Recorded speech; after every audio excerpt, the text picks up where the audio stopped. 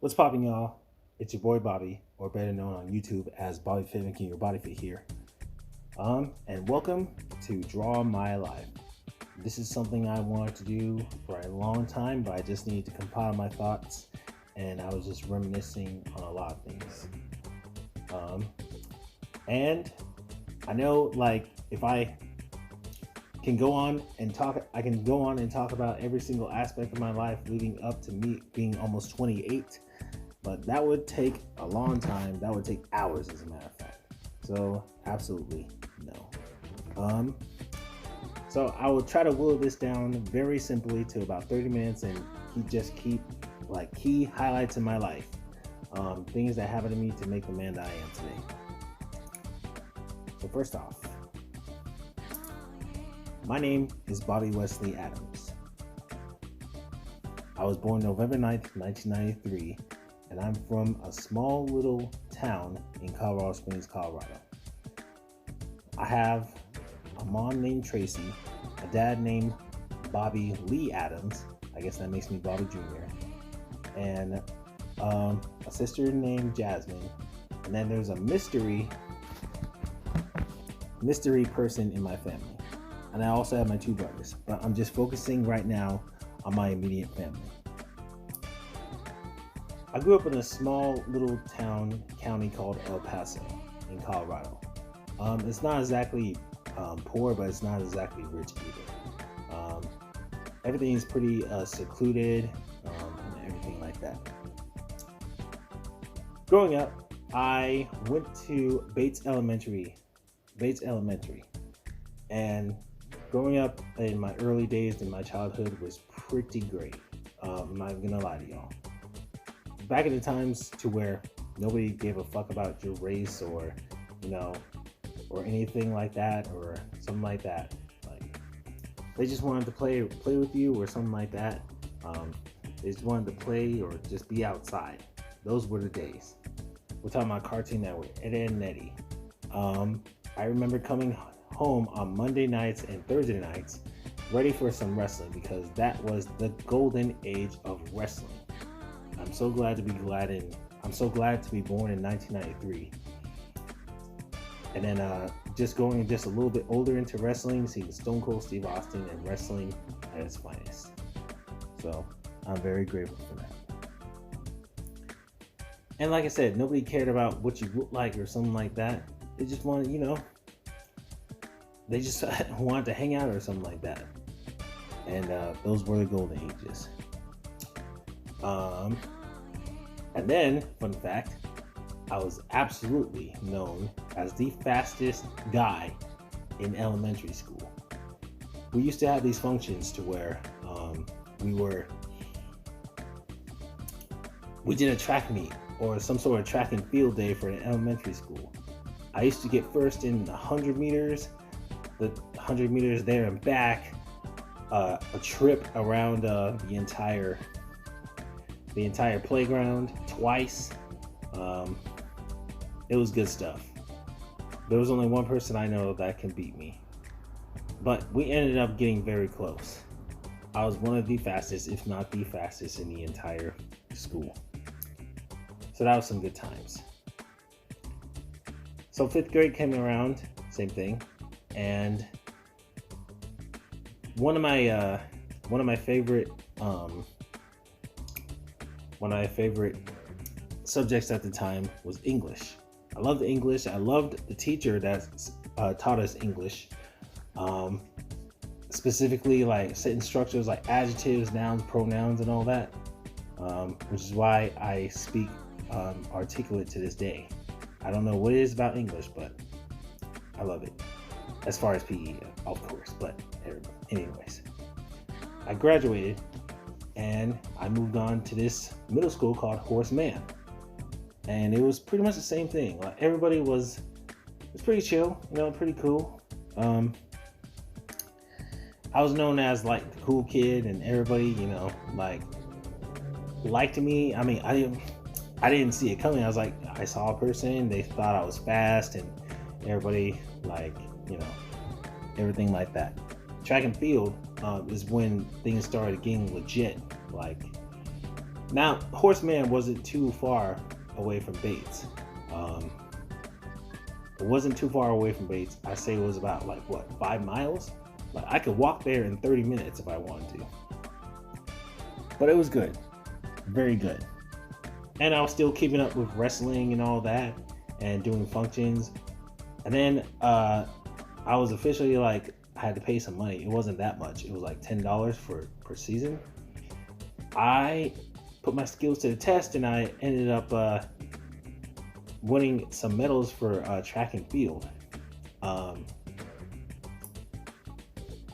yeah, and as far as my home life, my mom was, she was in healthy shape. I remember we used to used to joke about everything and all that, and all that. Even in Bates, she used to sing me lullabies to sleep and all that. Healthy shape. I remember we used to used to joke about everything and all that, and all that. Even in Bates, she used to sing me lullabies to sleep and all that. So, absolutely, it was a good time. Pretty much from first kindergarten all the way to about 7th or 8th grade. Then I graduated from 8th grade. Gonna miss everybody, and then this was the absolute darkest turning point in my life. High school. Now, high school started, you're a freshman. I was a freshman, everything was new, and then you go through this thing called puberty. You start seeing changes in your body, your mind, everything. And I wasn't the only one. Tons of the people I went to middle school with had the same thing. Now you guys already know, for the most part, what high school is like. You go through these cliques. How many cliques do I remember? Supposed cliques. We're talking about your Beverly Hills 91210 girls, your jocks, your goddamn hicks, apparently. Like, we're talking about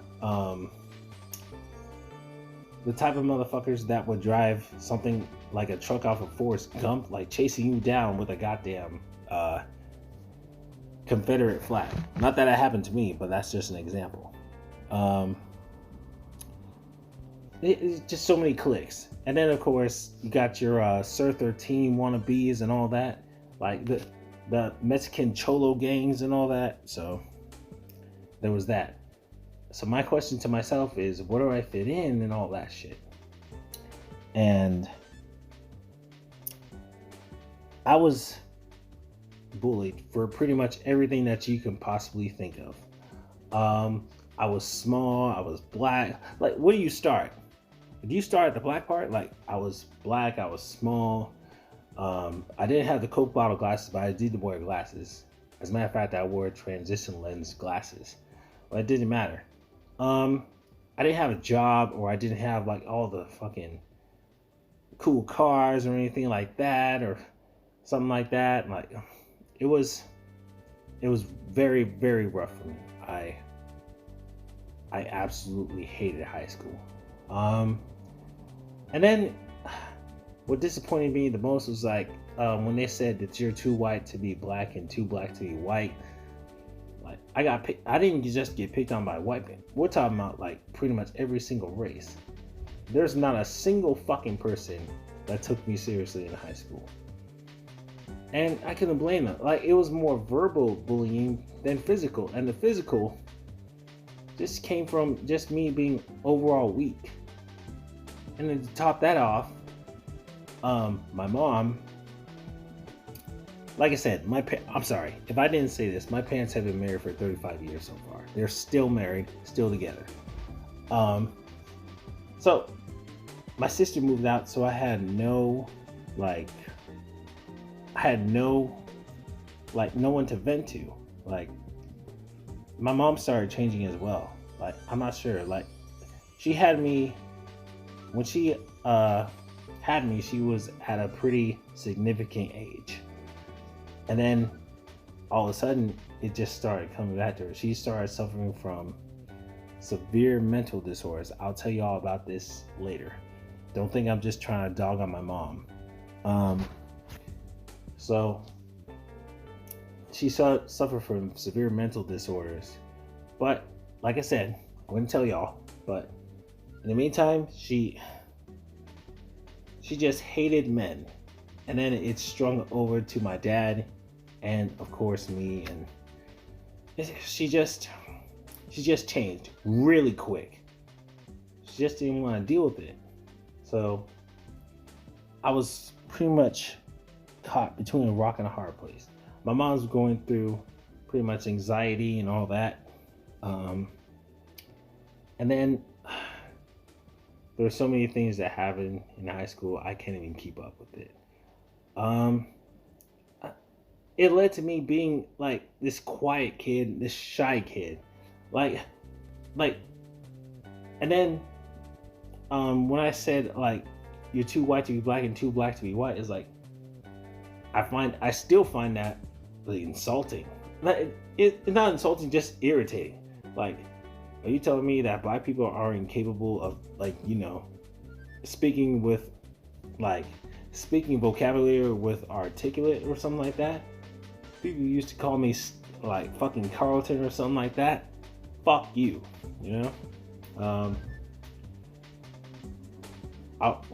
gonna get into this in a second.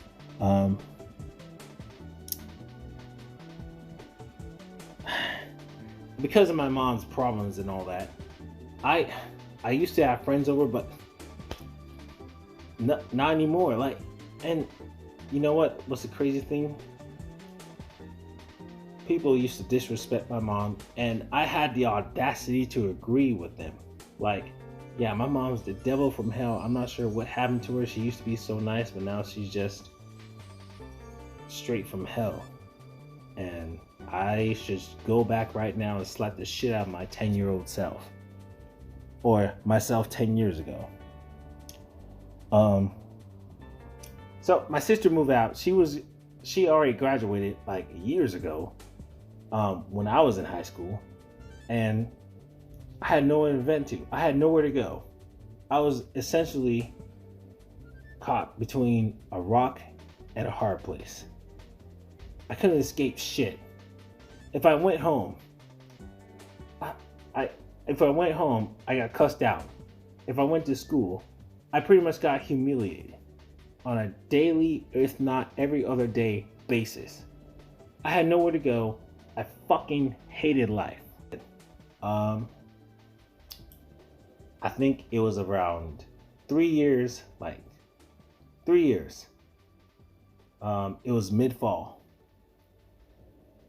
It was like mid-September, almost early October.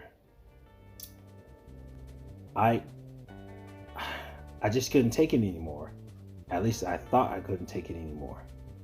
So I snuck into my mom's kitchen. I'm sorry, I snuck into the kitchen at night because I had my own room. Because I took my sister's room when she left. I grabbed, it wasn't a machete, but it was a pretty decent sized, it was a knife that you cut a cake with. I was gonna lean back, position the knife right into my heart, and then lean forward. So I was ready for it. I leaned back, but I waited about 10 seconds and I put the knife down. And then there was a pillow. I grabbed my pillow from the bed. I cried and sobbed for about 15 to 20 minutes. No joke. That was a white pillow before. You couldn't even tell if that was a white pillow because the entire shit was gray. It was full of tears. I had to wash it. It had to be washed the day after.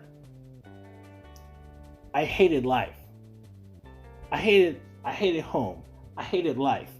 I hated the people that I had to go to school with. I hated every single thing about my life. I didn't have this. I didn't have that. Like, I wish I was this. I wish I was that. Now, I didn't scream to the top of my lungs, of course. Because my parents were in the next bedroom. And so I had to think this in my mind. So as soon as I dried my tears up, I decided to suck it up and go through high school until I graduated. So I sucked it up. I went through high school. It got a little bit better, but not much, not by much. As soon as I walked across that stage, it was a feeling of relief because I never got to see most of those motherfuckers again. Now, graduation. Everybody, for the most part, assuming for the most part, was doing their thing.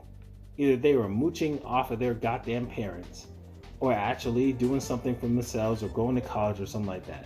I did not know what to do at all. So I tried to apply to a school near me, which is UCCS, this huge college, and I couldn't afford it. I did not have a job at all, and I tried.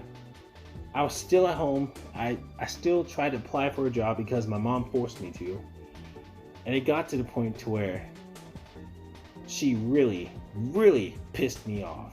Like, I was furious. I was about to put my hands on that woman. Of course, I didn't. So I had to get out of the house some way or another. So I spent some time at my friend's house. His name is Austin, and his brother's name is Dion. His mother is Shanta. They were my second family. So I decided to make the conscientious decision to join the Army. And I rose my right hand in August of 2012. Now, when I said that at the time, I can guarantee you, I can look in everybody's eyes who used to know me back in high school and everything like that. Nobody took me seriously. I was like, are you fucking kidding me? Bobby's gonna join the Army? Like, you know that? You know what I'm saying? So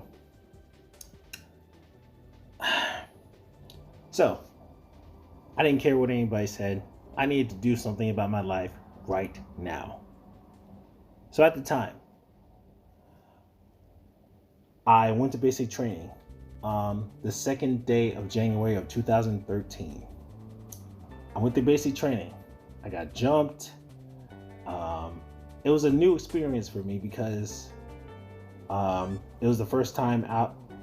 I haven't been out of the house for more than a week. I've been out of the house for 4 months. Going through gruesome ass, like, not really gruesome, but going through basic training, learning the basics. You already know what I'm saying. So when I came back, when I wanted to come back, I offered, like, hey, send me back to Fort Carson, Colorado. And they said, sure. So I flew on a plane back to Fort Carson, Colorado, a new man. I was a little bit confident and cocky at first, but I settled it down. So in between the time of like June of 2013 all the way to about 2016, for the first time ever since, I would say, the end of middle school, I was legit happy. Like, had a smile on my face. I was putting myself out there, going to clubs, or, being more outgoing, and, meeting new people in the Army and all that. Some of the people I met in the Army years ago, like almost 10, are still some of my best friends.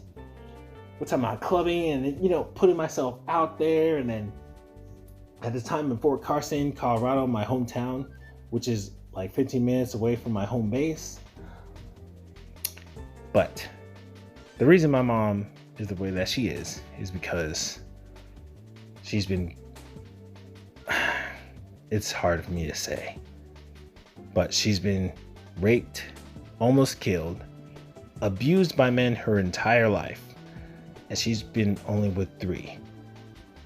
She also had anxiety and shyness as well. She used to be taken advantage of. And she used to be taken advantage by multiple guys to the point to where she has a steel rod in her back. And she still has mental problems to this day. It's gotten better, but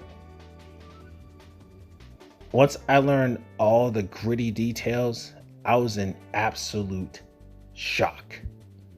Like my body froze. And once then, I called my mom that day and I told her, "Mom, I'm sorry for being such a shitty son. I really am." And mind you, she was sort of upset with me at the time.